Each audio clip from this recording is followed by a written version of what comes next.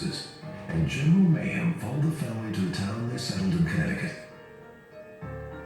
By the early 1900s, it had been abandoned to the forest.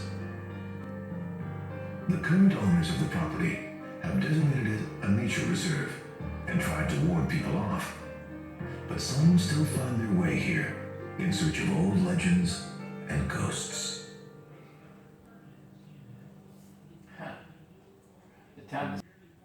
Here at Lime Rock Park, a Hollywood star satisfied his passion for driving. Too small to be a major track, its beautiful location and history places it firmly in the hearts of racing fans, including the late Paul Newman. He cut his teeth at Lime Rock, learning the skills that would take him to second place in the Le Mans endurance race. Opened in 1957 by Jim Vale, there can be no racing on this track on Sundays because it's across the street from a church. But it keeps busy, even though this means it can only hold a few big weekend events a year. Newman was the most famous resident of the coast until his passing in 2008. But his legacy lives on. His habit of making salad dressing for friends and family sparked an idea. The Newman's Own brand was founded in 1982 with his friend Aaron Hotchner. So far, over $250 million has been given to charity from the sale of dressings, sauces, and lemonade. We buy some of his products, raisins. Such selflessness would not be lost on the nuns of the Abbey of Regina Laudis in Bethlehem. It's an abbey. When a Connecticut industrialist donated some land to a French and an American nun, they fashioned their abbey's main structure from an old factory building.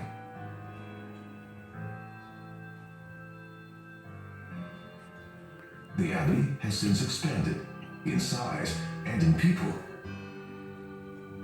One of the abbey's most famous residents is Dolores Hart, a movie actress turned Catholic nun. You've heard of her? Alive, You ever hear of her? Hart had delivered Elvis Presley's first on-screen kiss and was on her way to start. In 1963, Hart left Hollywood to become a Benedictine nun within the peaceful confines of the abbey.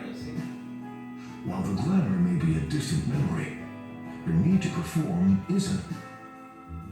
The Abbey's choir has released several CDs of Gregorian chants, and its programs include summer theater workshops.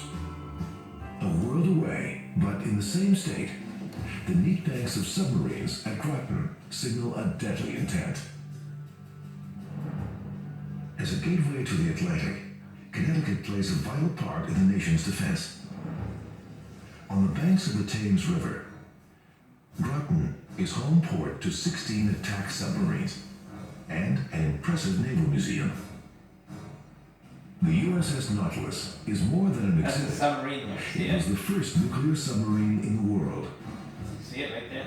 With Yes. its keel laid by President Truman in 1954. This groundbreaking vessel embarked on a career of many firsts, including the first crossing of the North Pole by ship. The ship was finally decommissioned in 1980 and brought here in 1986. While submarines operate miles out at sea, the Thames River played its own part in the history of U.S. warfare. At the Battle of Groton Heights on September 6, 1781, Fort Griswold was attacked by a British force led by America's most infamous traitor, Connecticut native Benedict Arnold. The marks of the original fort can clearly be seen from the air. Arnold was given detailed plans of the building by another turncoat. With such knowledge, victory was almost guaranteed. There's a traitor. But the station soldiers refused to surrender without a fight. And there were heavy casualties on both The sides. British against the colonials. Eventually, Arnold's forces won. Revolutionary War. Just across the Thames stands the more impressive Fort Trumbull. But back in 1781, it was only a three-sided rampart and garrisoned by just 23 men. Arnold took it easily. Missing out on one conflict, Fort Trumbull finally had a military role, over 150 years later. During the Cold War, it served as a top-secret laboratory for the Navy. Huh. Today, the fort complex contains a museum with over 225 years of military history on display.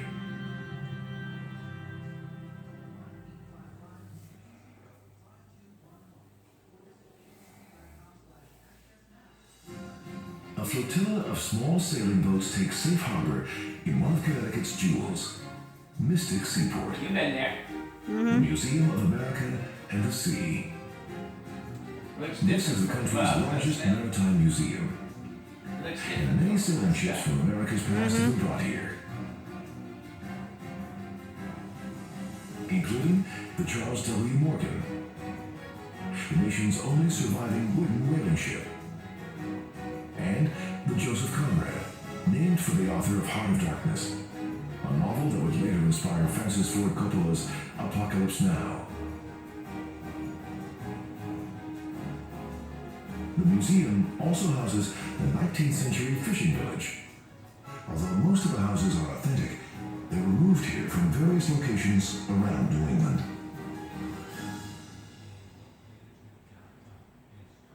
Waterbury was once famous for making clocks, so it's only fitting that the largest my brother timepiece left in me in New England Waterbury. resides here. Upon a lake there in This Waterbury. enormous clock tower was a late addition to plans for the Waterbury train station. Left it there. And I walked from In Waterbury 1909, to Terry the president of the New York, New Haven, and Hartford Railroad Barefoot. went to Italy with his wife. because of that asshole. He was so entranced by the Torre di Maggio of Siena that upon his return, he decided to create a replica of that tower here. He enlisted the same architectural firm that created Ellis Island's Great Hall and the original Penn Station in New York. He spared no expense to add the 245-foot tall structure and the 16-foot clock. We went by it. In Connecticut, you are never far from water. But its largest and most famous lake was actually made by human hands. This 16-mile-long body of water was created by the Connecticut Light and Power Company and is used to generate hydroelectric power for the area. Back in 1928, the lake project cost a total of $1 million, which is how much some of the homes on its manufactured shoreline are now worth. Eh?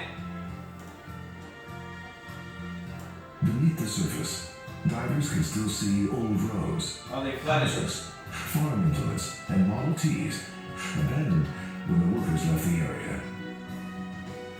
In its early days, the lake was known by many names, but Candlewood was the one that stuck after the nearby mountain. Huh. Evocative names are everywhere in Connecticut, and perhaps none more so than Little Noah Lake, along the headwaters of the Housatonic River. It should have like a map. It's named after one half of a tale of doomed love. Accounts say Little Noah had rescued a lost white man in the forest and fallen for him.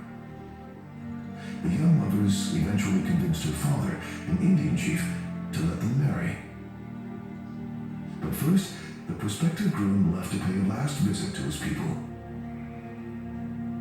When the young man didn't return soon, Little Noah's father arranged his daughter's marriage to a young man of the tribe.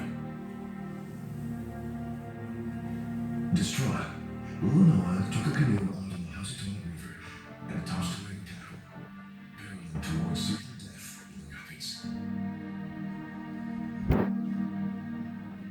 Suddenly, she saw her beloved calling out to her, and he dove into the raging waters to save her. In their final embrace, the couple disappeared into the falls. You listening to this guy? Legend has it that their recovered bodies were still locked in each other's arms. Hydroelectric dams have eliminated the actual falls, but the gorge and its modern bridge are now named Lover's Leap in their honor. Huh? Back in the 17th century, parts of southwestern Connecticut were claimed by the neighboring New York colony. New York finally gave up its claim to the region, leaving Connecticut with several key cities, including Greenwich, founded in 1665. More recently, Greenwich's combination of New England charm and New York proximity has helped make it one of the state's most desirable places to live. With the highest median household income in the nation, Connecticut's southwestern shoreline is sometimes called the Gold There's Coast. the houses, listen. These people are from New York, mainly, that live there. One of the most exclusive communities in this very exclusive town is here in Belhaven. In 1975, this neighborhood was the site of a notorious murder when 15-year-old Martha Moxley was found beaten to death with a golf club. Kennedy killed The her. crime remained unsolved for many Kennedy years, killed her. until the 1990s, when interest in the case picked up again. Police returned to their original suspect, Michael Skakel. No, it was Kennedy's. In 2002, Skakel was finally found guilty of the crime and sentenced to 20 years in prison. No, it was one of the Kennedys that killed her. A Kennedy boy next door. They lived there.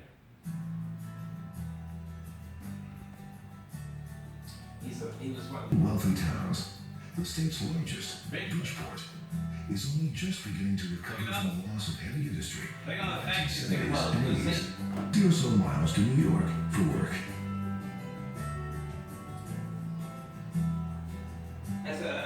The city has never been short on character. However, one such former resident certainly knew how to draw a crowd. Some call P.T. Barnum the greatest showman. Others, the marketing genius. But there's no denying that the man who has been quoted as saying, "There's a sucker born every minute," put Bridgeport on the map. This curious building houses his museum, chronicling a career that involved showcasing Siamese twins, an alleged mermaid, and a midget named Tom Thumb. Barnum lived to the ripe old age of 80, and it was only after most people would have considered retirement that he made his most lasting contribution. A circus called P.T. Barnum's Traveling Museum, Menagerie, Caravan, and Hippodrome.